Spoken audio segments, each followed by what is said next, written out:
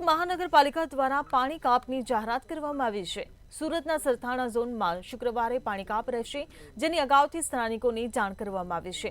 જો કે પાણી કાપથી 3.5 લાખ લોકોની અસર થશે। આ સાથે જ શનિવારે પણ ઓછા દબાણથી પાણી મળવાની શક્યતા અધિકારીએ વ્યક્ત કરી છે। પાલિકા દ્વારા પાણીના નેટવર્કમાં મરામત કરવા માટે પુરવઠો બંધ રાખવામાં આવશે। આ સાથે જ મેન્ટેનન્સના કારણોસર પાણી પુરવઠો બંધ રાખવામાં આવશે।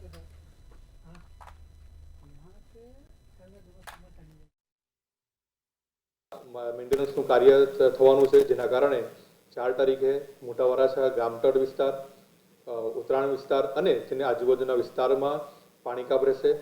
5 તારીખે આ વિસ્તારમાં ઓછા પ્રેશરથી પાણી મળવાની સંભાવના રહેતી છે, જેથી આપના માધ્યમથી તમામ સુરતવાસીઓને અને ખાસ કરીને તે વિસ્તારમાં રહેતા લોકોને હું જણાવવા માંગુ છું કે આગમચેતીના ભાગરૂપે 4 તારીખ અને 5 તારીખની જે વ્યવસ્થા છે એ આપણે કરીને ફરીથી આપણે 6 તારીખથી આપણે રાબેતા મુજબ આપણને પાણી પુરવઠા મળશે।